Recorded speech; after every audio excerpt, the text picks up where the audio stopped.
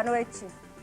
O Brasil tem hoje 55 universidades federais, 15 delas localizadas na região sudeste do país. Tendo em vista o número de instituições, pode-se considerar que Minas Gerais é privilegiada. No estado, existem 12 universidades federais. A maior delas, a UFMG, que tem 78 anos, vai ser dirigida por um engenheiro eletricista. Em 2006, assume Ronaldo Pena como reitor e Heloísa Starling como vice-reitora. Eles comandam a universidade até 2010. Nas eleições, tiveram direito a voto professores, funcionários e alunos. 11.688 pessoas foram às urnas e a chapa do professor Ronaldo venceu com 52,82% dos votos. No Palavra Cruzada de hoje, nós vamos saber as propostas da nova reitoria para os próximos 4 anos. Aqui no estúdio, o novo reitor da UFMG, Ronaldo Pena, o presidente da Associação Profissional dos Docentes da UFMG, Robson Matos, e os jornalistas Teodomiro Braga, diretor executivo do jornal O Tempo, e Carlos Lindenberg, diretor de redação do jornal Hoje em Dia. Você também pode participar pelo e-mail palavracruzada@redminas.mg.gov.br ou pelo telefone 31 3289 9070. O Palavra Cruzada começa agora.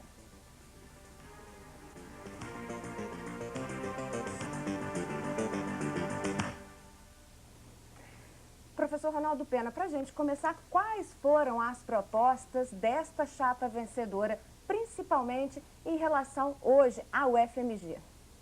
Olha, boa noite. Boa noite. A nossa chapa, ela tem a proposta de continuar o avanço que a Universidade Federal de Minas Gerais tem tido, né, ao longo de todos esses anos. A gente entende que a universidade é um corpo vivo e, como tal, né, ela não aceita, não recebe bem ideias do tipo zigue-zague. Não, tudo está errado, vamos agora por esse caminho, por aquele caminho. Então, a nossa universidade é uma universidade de primeira linha no país, né? E a nossa proposta é avançar, né, buscando aumento de vagas, buscando cada vez uma maior qualidade nos nossos cursos de graduação e também o avanço da pós-graduação e da pesquisa. Robson, alguma pergunta? Sim, boa noite. Boa noite. Obrigado pelo convite, é um prazer estar aqui com vocês. Professor Ronaldo, parabéns pela belíssima vitória, muito expressiva. Esse ano, esses próximos anos serão anos de grandes desafios. Nós temos aí um anteprojeto de reforma universitária que traz grandes avanços, alguns precisam ainda ser melhorados. Qual que é a visão do senhor e da professora Heloísa Starling a respeito desses avanços que o anteprojeto traz para a universidade, como a autonomia universitária, a questão da inclusão social, que são pontos extremamente positivos dentro da reforma? Olha, eu acho que a reforma, realmente, você disse bem, ela traz, né, talvez com uma principal contribuição, realmente, a regulamentação, né, da autonomia universitária, né? A ideia do orçamento global, ou seja, a universidade vai ter condições realmente de trabalhar esse orçamento de uma maneira mais adequada, né? E eu entendo que um problema é importante no que se refere à questão mesmo da autonomia. Que problema é esse? É que o sistema universitário público federal brasileiro, ele se encontra deprimido no que se refere às suas vagas, por exemplo, né, número de professores, número de funcionários técnicos e administrativos, também equipamentos e bibliografia, né, acervo bibliográfico. Então a universidade, embora eu seja uma pessoa otimista, acha que a nossa UFMG vai bem, né, ela encontra-se numa situação que ela precisaria, para receber a autonomia, e eu acho que isso vale para todo o sistema, ela precisaria de um acerto primeiro, né? Quer dizer, então ela se acerta e aí então a partir dali ela passa a viver com um orçamento corrigido aí pela inflação, coisa assim. Professor, desculpa, esse ponto é importante dessa reforma universitária, que é a autonomia financeira da universidade, que é um marco que se procura que se alcançar. Mas é como você está dizendo, a universidade pública brasileira está quebrada, ela está praticamente falida. Quer dizer, dar autonomia financeira à universidade nas condições em que está, que ela se encontra, é como você querer que alguém corra com as pernas quebradas. Esse é o problema. Eu não vou ao ponto de considerá-la falida no sentido financeiro, como você colocou. Eu acho que a nossa universidade é talvez um exemplo, né, de modo geral, de prédios bem cuidados, um campus bem cuidado, né, as contas em dia. Mas, né, que já teve vários problemas com a CEMIG, com outros Exato. Fornecedores, e que já chegou até quase suspender aí as aulas. Não propriamente, deixa eu explicar isso aí. O que acontece é o seguinte, especificamente o ano de 2003 foi um ano de orçamento muito apertado, demais. Quer dizer, era o primeiro ano do governo Lula, né, e aquele esforço do superávit fiscal muito alto, né, o país ainda lutando com uma inflação que veio, né, daquele ano anterior, foi o ano das eleições. É importante que se diga também que esse orçamento de 2003 foi preparado pelo governo anterior, exato, né, e que não tinha o interesse de fortalecer as universidades públicas. O maior interesse era na privatização da área. Esse é o ponto. Foi a partir daí que as universidades públicas entraram em dificuldades financeiras, orçamentárias terríveis. Exatamente essa questão que eu levantei aquela hora. Pois é, exatamente. Então, o ano de 2003 foi um ano especialmente ruim em termos de orçamento. E a reitora decidiu, né, numa decisão política mesmo, de fazer o que várias universidades no Brasil fazem, especificamente a Universidade Federal do Rio de Janeiro faz isso sempre, que é não pagar suas contas de luz, no caso, às vezes, de telefone e de água. Também. No nosso caso, a reitora optou, né, conversando antes com o governador do estado, tanto que não houve o risco da universidade parar, porque o governador sabia, né, as duas empresas são estatais, né, a CEMIG e a Copasa, e nós ficamos sem pagar essas duas empresas a partir do mês de setembro, né? Essa situação, ela hoje está absolutamente regularizada, quer dizer, o ano de 2004 já teve um orçamento melhor, nós pudemos pagar as contas de 2004 e começamos a acertar 2003, o que terminamos de fazer no início de 2005.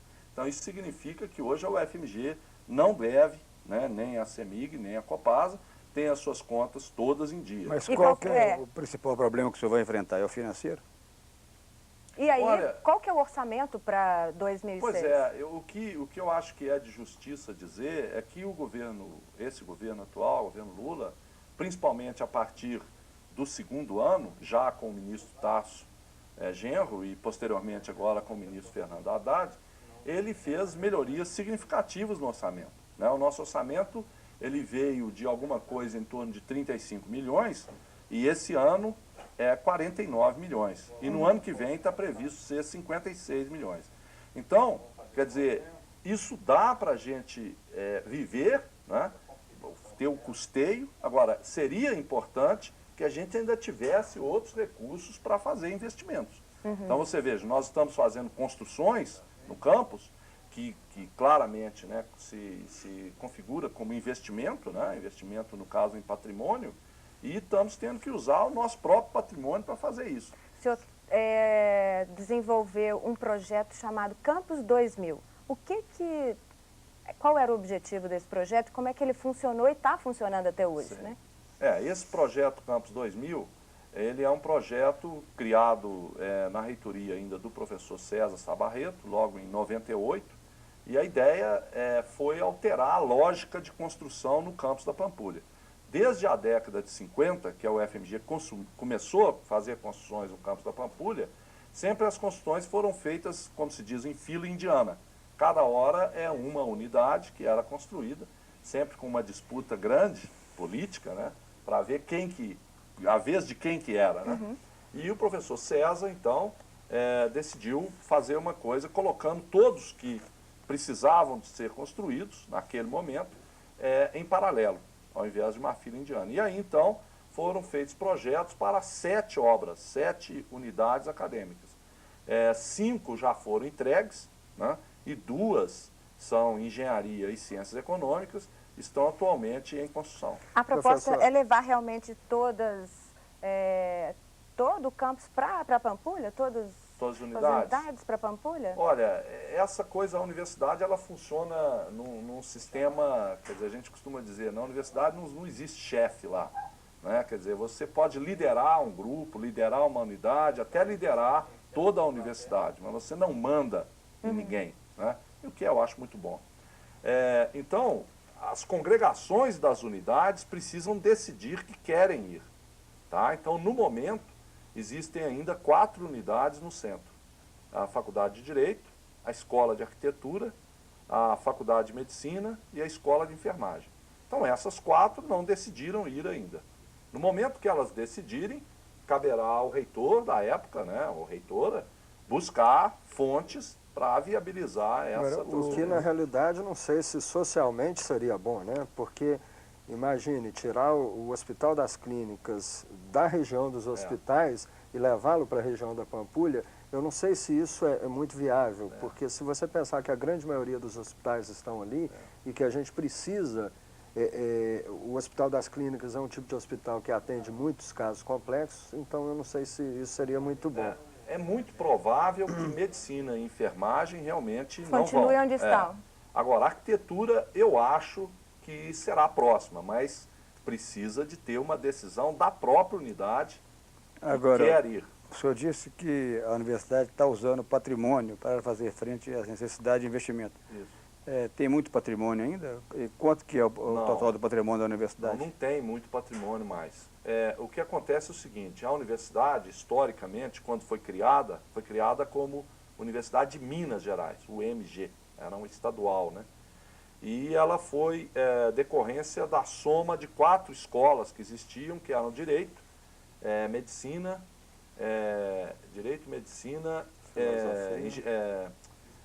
Farmácia e Odontologia, mais uma que estou me esquecendo. Filosofia. Não. Tem mais Engenharia? uma. Engenharia. Desculpe, é exatamente Esqueceu. a A minha sua que estou área. esquecendo. Isso não pode de jeito nenhum. Então, exatamente essas 4, o governador da época juntou, eram escolas livres, independentes uma da outra, né? Juntou e fez a Universidade de Minas Gerais. E o governo do estado, né, votou-se uma lei na Assembleia, doando para se fazer o que se chamava então cidade universitária, o bairro Santo Agostinho, né?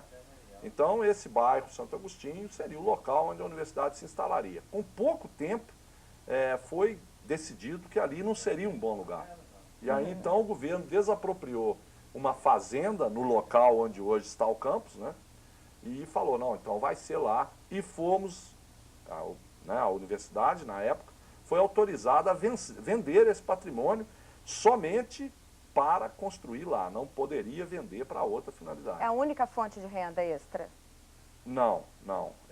Aí é o seguinte, isso ao longo do tempo foi sendo vendido, né? Então, eu acredito que deve ter ali perto mais de 100 lotes, certamente, né, no que hoje é o bairro Santo Agostinho, o prédio da CEMIG, o Hospital Mater Dei, o CREA, o Banco Central, enfim, todos aqueles prédios que estão ali foram construídos em terrenos originariamente da UFMG, né?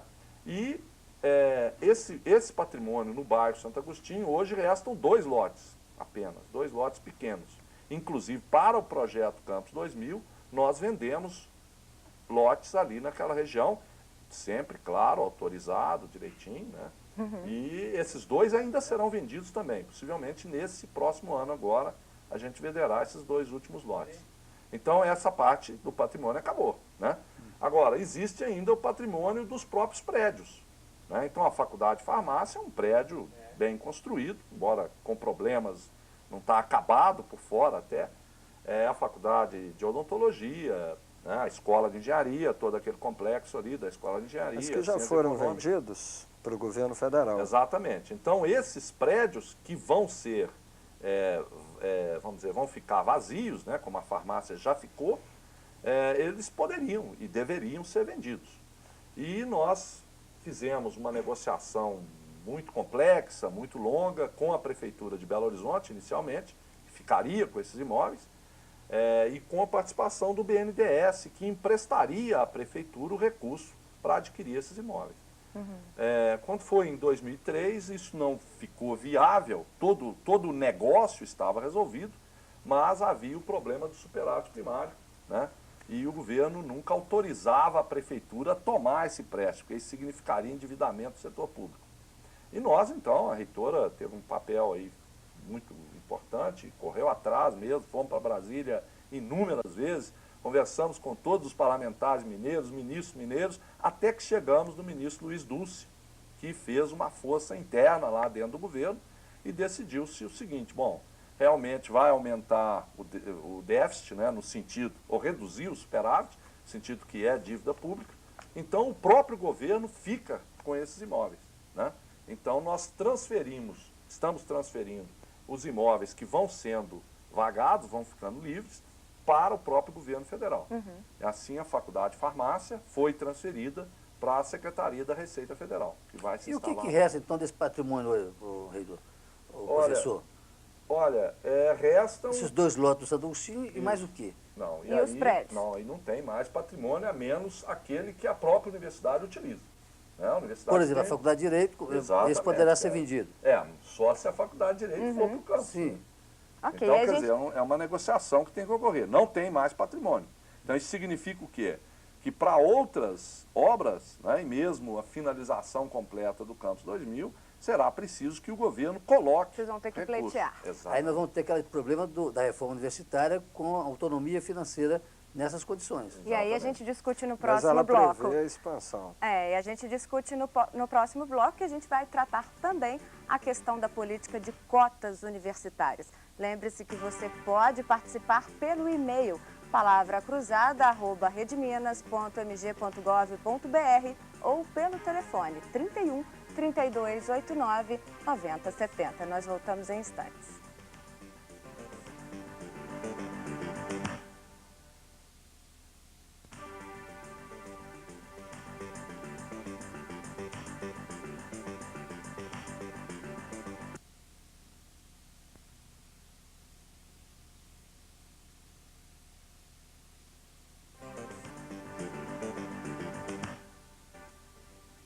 Palavra Cruzada de hoje, nós estamos discutindo as propostas da nova reitoria da UFMG para os próximos 4 anos. Um assunto polêmico é a política de cotas universitárias para negros. Professor Ronaldo, como é que o senhor vê e qual que é a posição da UFMG em relação a essa cota? Olha, a UFMG, ela através de seu conselho universitário, ela tem, vamos dizer, ela tem resistido à ideia de cotas, né, sobretudo cotas raciais. Na realidade, um professor nosso, né, o professor Sérgio Pena, mostra, né, que essa coisa da raça não tem significado, né, do ponto de vista biológico mesmo. Então, mas a gente entende que é preciso aumentar na universidade, né, o contingente de estudantes de classes sociais mais baixas, né, de renda mais baixa. E isso a gente pensa uma série de iniciativas buscando, né, aumentar essa presença. Uma delas já em operação, já acontecendo, é o aumento de cursos noturnos. Até tem uma pergunta aqui de um telespectador, uma telespectadora, Maria, ela é do bairro Santo André. Se existe alguma proposta para implantar cursos noturnos, uma vez que muitas pessoas trabalham no horário integral? A universidade tem aumentado bastante os seus cursos noturnos. Nos últimos 4 anos, me parece que o número de vagas passou alguma coisa em torno de 10% para 21% ou 22% de vagas colocadas no noturno. Né? Eu acho... embora cientificamente a questão de discrepância racial possa não existir, socialmente ela existe. Isso nós não podemos negar. O curso noturno é sim um instrumento forte para a inclusão social, mas ele não é suficiente. O que a gente vê hoje Eu sou de um curso noturno, né? Nós temos o curso de Química à noite. O que tem acontecido muito é que vários alunos, digamos, financeiramente capazes, têm cursado o curso noturno. Por quê? Porque sobra mais tempo para que ele faça uma iniciação científica. Então, isso é uma coisa que a gente tem que tomar muito cuidado, né? Eu acho que a gente não pode parar única e exclusivamente no curso noturno. Eu acho que a inclusão social, através do sistema de cotas, ela é extremamente benéfica. Ela faz uma correção naquela classe que foi discriminada por vários e vários anos e continua sendo. Nós temos uma dívida enorme com os negros desse país, com os índios desse país. Então, eu acho que cotas são fundamentais. E várias pesquisas têm mostrado que os alunos que entram por cotas têm uma média superior àqueles que não são cotistas. Vários exemplos são dados na Universidade Estadual do Rio de Janeiro. Nos Estados Unidos foi implantado cotas durante vários anos. Agora eles estão podendo acabar com essas cotas porque houve uma inclusão social. Então, eu acho que ela é importante. Complementando o que ele está dizendo, professor, então qual a fundamentação da UFMG para resistir a essa política de cotas e como enfrentar um questionamento como esse? Olha, a reitora e o professor Borato, que é o vice-reitor, a professora Ana Lúcia, o professor Borato, eles são favoráveis a cotas, tá? E esse assunto chegou a ser discutido, mas não passou. A realidade é essa. Quer dizer, um reitor não faz o que ele quer, ele faz o que o conselho universitário quer. Lógico. Então, mas a gente pensa alguma coisa alternativa, né? Dentro de uma lógica de fazer experimentação, né? Que é um dos princípios da nossa proposta, né? Que é a ênfase na experimentação. A gente entende que a Universidade Federal de Minas Gerais pode fazer alguma experimentação. Então, nesse sentido, a coisa que a gente faria seria uma proposta para os cursos aderirem voluntariamente, né, de um aumento de vagas, né, por exemplo, 10% de aumento de vagas. Você tem um curso que tem 100 vagas, você coloca mais 10 e pratica, né, uma ação afirmativa nessas 10 vagas. E acompanha isso ao longo do tempo, dentro dessa linha mesmo que você colocou aí. Né? Professor. E então você passa a ter condições de falar, não, isso aí não prejudica, né? A qualidade foi mantida e tal.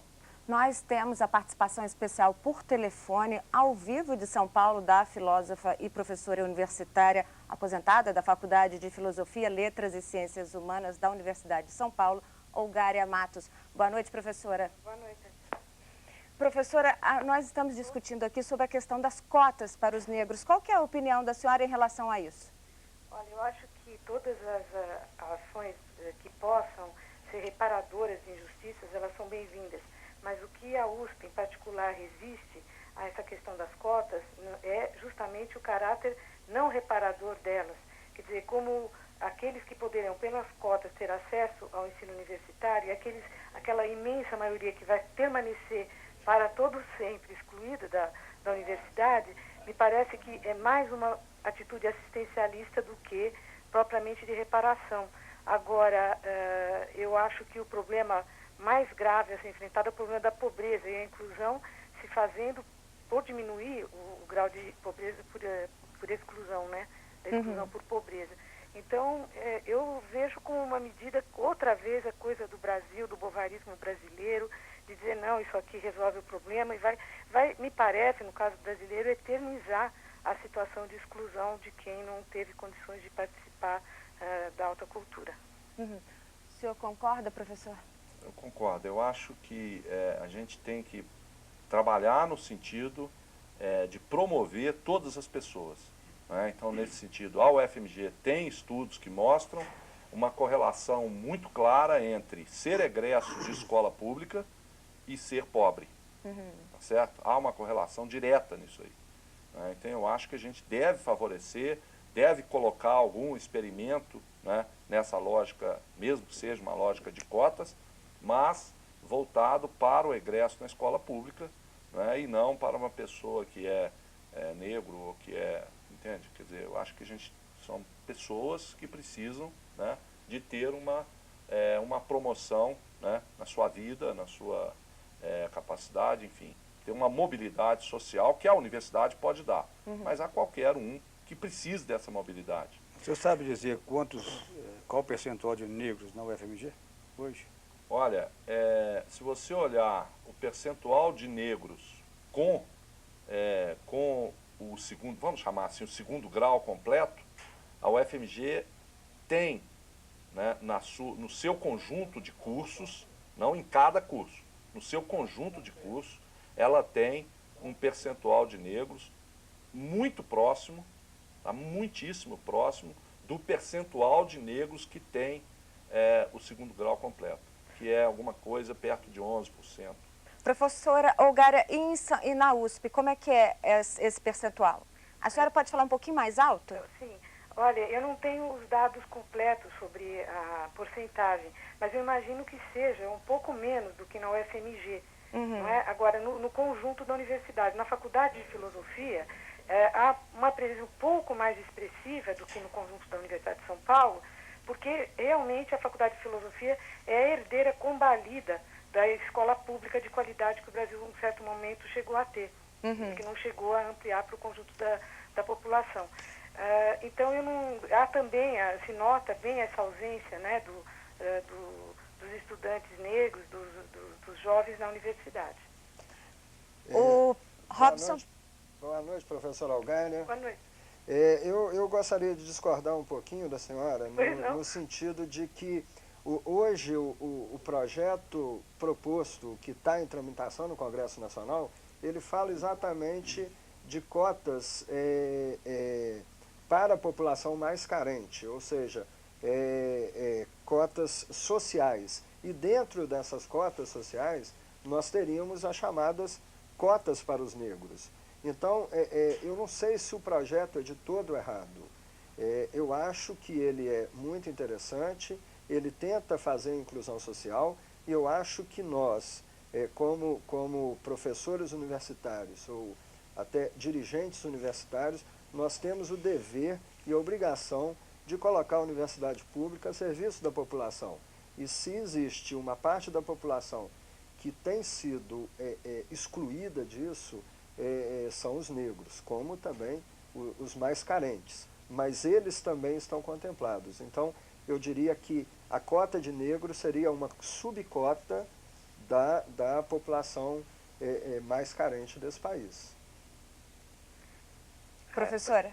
Pois não, professor Ronaldo, eu concordo plenamente com as suas colocações. O que eu penso se o estudante pobre, seja ele negro, branco, que tem acesso à universidade, quer dizer, para poder dar uma continuidade ativa para a participação na universidade, ele precisa também não estar dependendo da pobreza, quer dizer, precisa de bolsa, precisa de investimento, precisa de uma série de questões que vão ficar, de alguma maneira, nubladas por medidas que não são correlatas a essa das cotas. Eu estou de pleno acordo, as cotas, a inclusão, a possibilidade de participação num espaço comum na universidade dos negros e de todos, enfim, os estudantes, mas também porque a isso não corresponde um interesse pela escola pública de primeiro grau. Então, e sempre se diz, bom, se fosse esperar resolver o problema da escola pública, nunca os negros poderão ter acesso. Isso é uma verdade, só que também é verdade que é uma maneira de continuar excluindo uma grande parcela dessa população. Além disso, eu acho que as cotas, elas deveriam também, correlatamente à universidade, serem já propiciadas na escola pública de primeiro e segundo grau, quer dizer, desde o maternal. Eu acho que deveriam haver cotas nas escolas públicas, privadas de qualidade para os pobres desde já, e não só na universidade. Sim, eu concordo plenamente. E eu acho que aí que entra a importância do anteprojeto da reforma do ensino superior, porque ela fala exatamente na existência das cotas, fazendo referência ao projeto hoje em tramitação dentro do Congresso Nacional, e ela fala também na assistência estudantil. Não adianta a gente querer jogar a população carente dentro da universidade sem criar condições para que ela melhore, né? Então é importante, sim, concordo plenamente na criação de bolsas, como também na criação de sistemas, talvez de monitoria, em que os alunos mais avançados, que entraram por cotas, auxiliem esses alunos que estão ingressando na universidade como cotistas. Agora, é fundamental não só promover a inclusão social, mas também a permanência social, o que eu gosto de chamar de permanência social. Nós temos que criar mecanismos que permita que o aluno mais carente continue dentro da universidade. Inclusive, eu poderia dizer sobre isso aí, que a nossa universidade, ela tem um trabalho muito importante nessa área da permanência. Né? A nossa universidade começou em 27, já em 29 foi criado, né, um organismo que se tornou a Fundação Universitária Mendes Pimentel, que tem como única finalidade amparar, ajudar, promover o estudante carente. Né? Então, hoje, na UFMG, pode-se dizer, e nós dizemos isso com muito orgulho, realmente o acesso do carente depende realmente dele. Né? Mas uma vez, né, das condições que ele teve na escola primeiro, segundo grau e tal, mas uma vez que ele entrou, ele não sairá por problema de apoio financeiro. A propósito, eu queria só fazer uma pergunta. O senhor tem uma ideia qual o percentual de alunos egressos da escola pública e da escola privada hoje na universidade? Olha, no FMG? Olha, eu até isso me dá a oportunidade de complementar. Quando eu disse que a presença dos negros é aproximadamente o percentual dos negros com o segundo grau, né, eu disse isso, mas é importante ressaltar que isso não é em cada curso. Né? Existem muitos cursos, né, sobretudo aqueles cursos de um nível de exigência mais alta no vestibular, de uma procura mais alta, onde a presença é abaixo, bem abaixo disso. Ali estaria talvez arquitetura, estaria medicina, engenharia até. Algumas engenharias, né? Até na engenharia, como são 8 cursos, dá para você ver a diferença, né? Num curso mais procurado e um curso menos procurado. A presença maior de estudantes de origem mais humilde nesses cursos menos procurados. Né? Agora, respondendo a sua pergunta, eu teria dificuldade para dizer no geral, mas eu posso dizer o seguinte, no caso, por exemplo, da engenharia mecânica, que é um curso que tem o noturno e o diurno, né? No diurno, a presença de egressos de escola pública está na faixa de 30%, né? Enquanto que no noturno, isso passa para 70%. Então, a gente vai continuar... no geral é 40%. Eu não tenho valor. Em todas as... 40% é o quê? Egressos de escola pública. 40%? É. E esse índice tem aumentado? O senhor tem acompanhado isso? Se tem aumentado ou não? Ele aumenta na medida em que você, no caso, é muito claro esse aumento nos cursos noturnos. E a universidade tem feito esforços nesse sentido. Por exemplo... Daí é importante, portanto, os cursos noturnos também. É um paliativo, mas que ajuda muito, né? Agora, é importante dizer também o seguinte, que é uma prioridade do nosso mandato, né? Melhorar as condições, né, dos cursos noturnos, condições de oferta do curso noturno. Ok, então. Professora Algária, muito obrigada pela sua participação. Eu é que agradeço. Uma boa noite para a senhora. Boa noite para vocês todos. Obrigada. No próximo bloco, nós vamos discutir a situação do ensino público no país e principalmente em Minas Gerais. Você também pode participar pelo e-mail palavra-cruzada@redminas.mg.gov.br ou pelo telefone 31 32 89 90 70.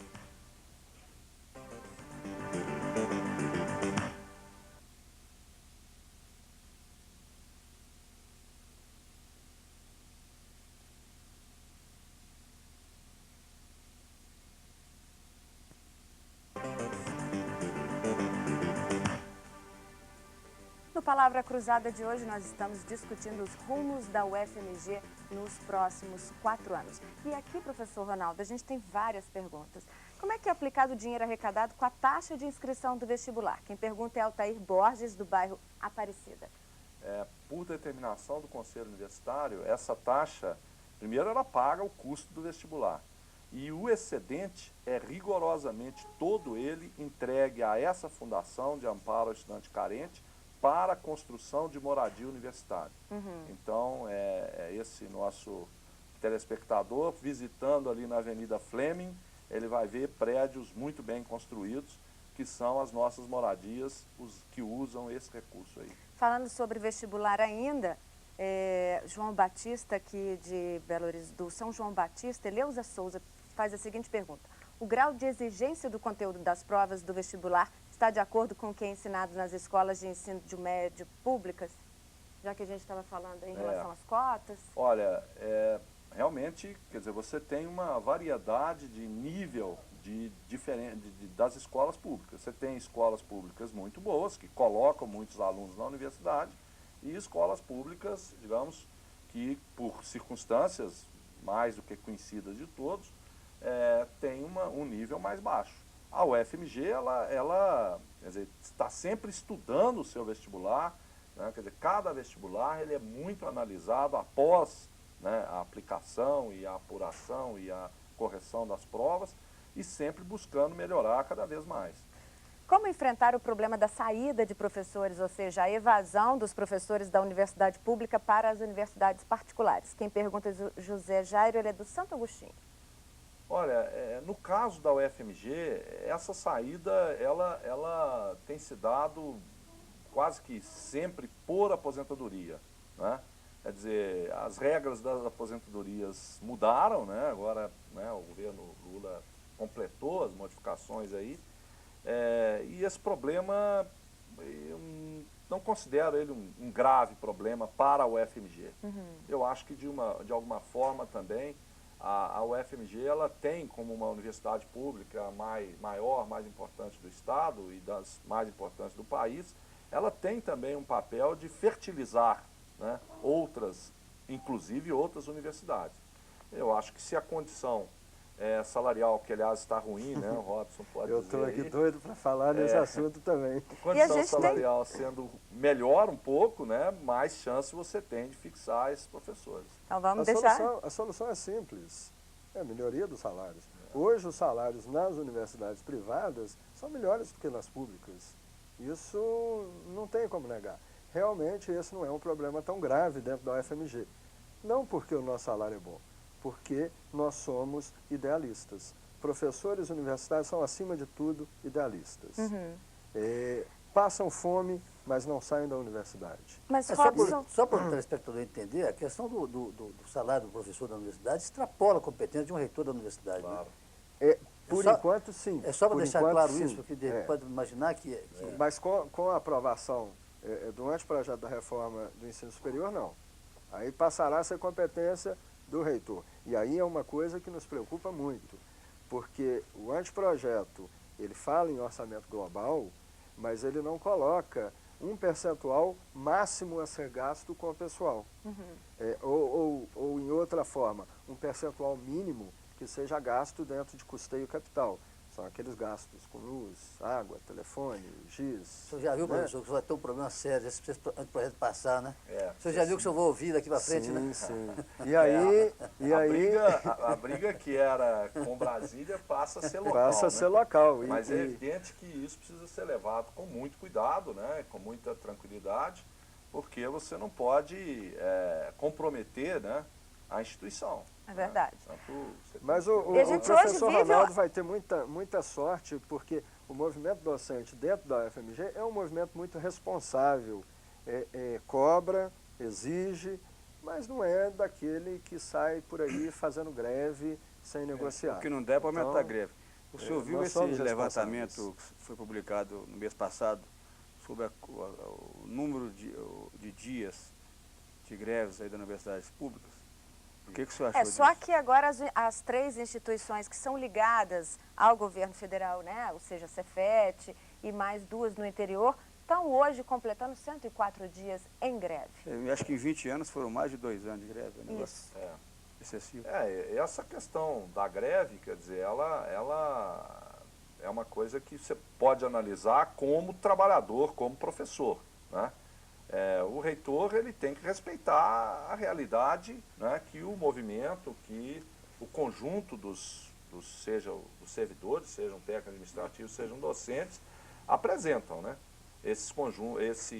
No caso aqui, por exemplo, nessa greve agora, né, os docentes da UFMG decidiram não participar não aderir. dela, né?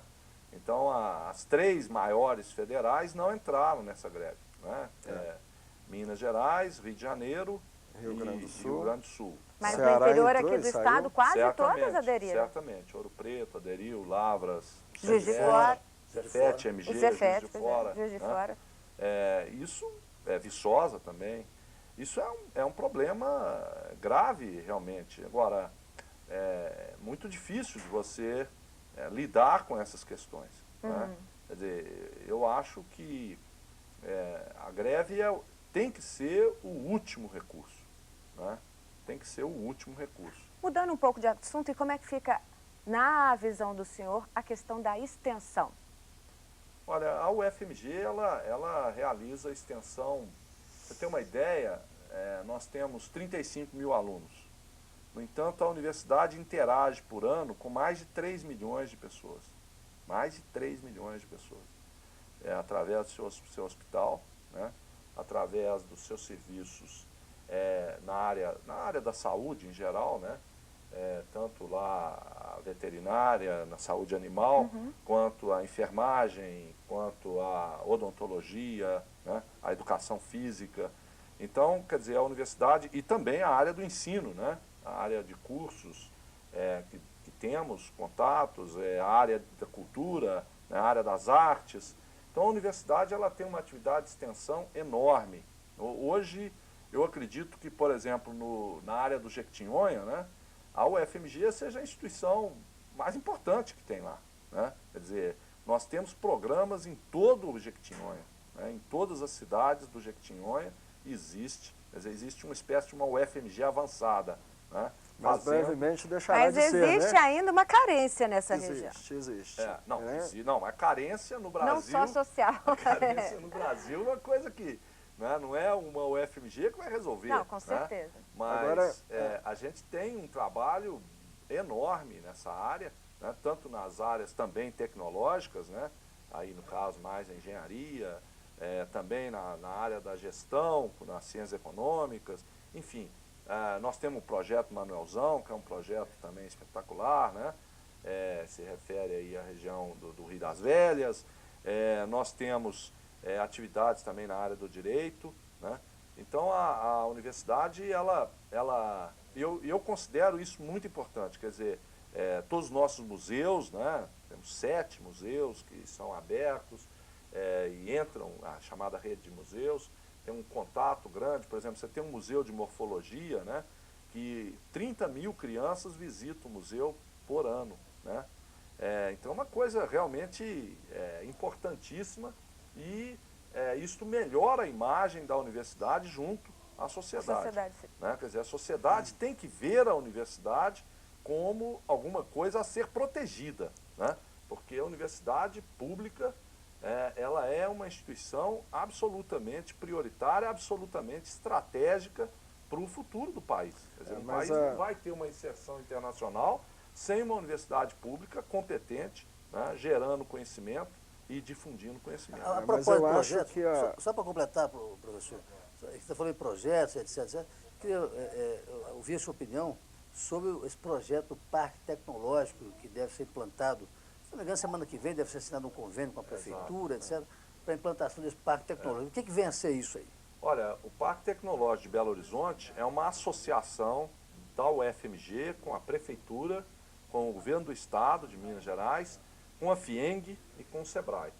Esse parque já está definido a área que ele vai ser instalado, a universidade já liberou essa área, é aquele lote ali ao lado da Uzi Minas, são 600 mil metros quadrados, o lote todo, a área de construção nesse lote é da ordem de 150 mil metros quadrados, né, a área onde pode construir, e ali então vão existir empresas de alta tecnologia, né, quer dizer, empresas intensivas em conhecimento. E a ideia desse parque é exatamente você aproveitar não só o conhecimento que está do outro lado da rua, né, da universidade, né, e esse conhecimento gerando produtos, esses produtos sendo desenvolvidos no parque. Na concepção do Parque Tecnológico de Belo Horizonte, a ideia é não ter fabricação ali, é apenas o P&D, pesquisa e desenvolvimento.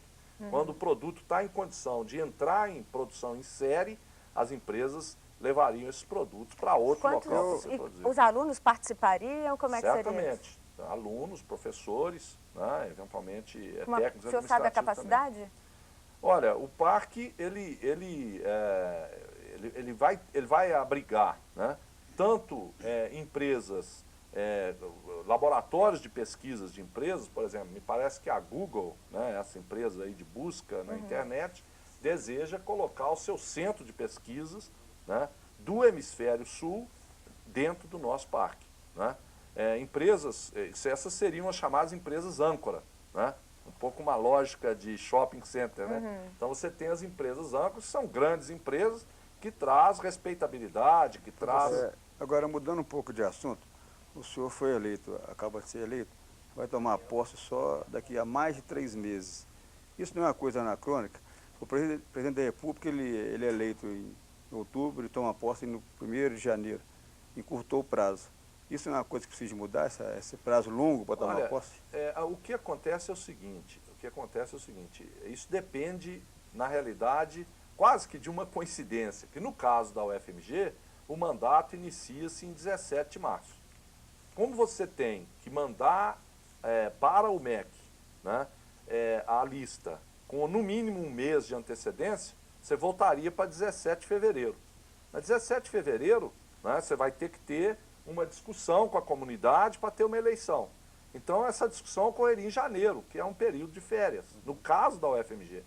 Né? No caso, talvez, de uma outra universidade, que esse mandato inicia-se, por exemplo, em julho, isso não seria necessário. Esse período ele é utilizado como um período de transição? Exatamente, Vocês acompanham exatamente. todo o processo? Mas não é longo demais, não? Pois é, mas o problema é que não tem outra solução no caso da UFMG. Porque você tem que ter um período de discussão. E todos que estão na universidade, né, sabem, Robson, né, que é um período assim, muito rico em discutir a instituição. Né? São visões diferentes. Né? Eu costumo dizer, o rio se parte, é um rio só, e ele se parte em vários braços, e grupos se juntam e fazem propostas, discutem propostas, debates, né, discussões longas e complexas. Professor, Robson está doido para falar? Eu estou querendo voltar um pouquinho na extensão. Eu acho que é uma coisa extremamente preocupante. A extensão ela é necessária para a universidade, a gente tem que pensar no tripé ensino, pesquisa e extensão, na indissociabilidade desse tripé, mas é preciso que a gente rediscuta a questão da extensão. O que é extensão, o que é prestação de serviços. Lógico, existem algumas prestações de serviços que são extremamente importantes. Eu sempre gosto de citar o contrato do Departamento de Química da UFMG com a Agência Nacional de Petróleo. É um contrato que se iniciou como prestação de serviço, mas que gerou uma nova linha de pesquisa dentro do departamento. Então, isso é benéfico. Agora, existem outros contratos que acabam não gerando. Então, é preciso que a gente rediscuta isso, porque hoje a extensão está virando uma complementação salarial do professor, porque os salários estão muito baixos. Então, isso é um ponto que nos preocupa muito. Eu acho que a universidade deve fazer aquilo que o mercado não faz, entende? Quer dizer, não tem sentido, por exemplo, nessa área mais tecnológica, né, a escola de engenharia ter alguém que faz projetos de edifícios de 8 andares, 7 andares. Não tem sentido isso. O mercado faz isso. Os nossos alunos, ex-alunos, nossos e de outras escolas, são engenheiros, são projetistas e podem fazer isso. Nós temos que fazer aquilo que, pelo nível de conhecimento que exige, pelo nível de dedicação, pelo nível de equipamentos, etc., que são necessários, só a universidade pode fazer. Né? Então aí você vê, por exemplo, a extensão que o CRISP realiza, né? que é o trabalho aí na área de estudos de violência. E criminalidade. Isso, obviamente, né, que é esse trabalho, junto com outras ações, né, que mostram resultados na hora que você tem uma redução de violência na nossa região aqui. Né? Professor, muito obrigada pela sua participação. Obrigada ao Carlos Lindenberg, obrigada a Teodomiro Braga, obrigada a Robson Matos. O Palavra Cruzada fica por aqui. A gente volta na semana que vem, quinta-feira, a partir das 11 horas da noite. Até lá.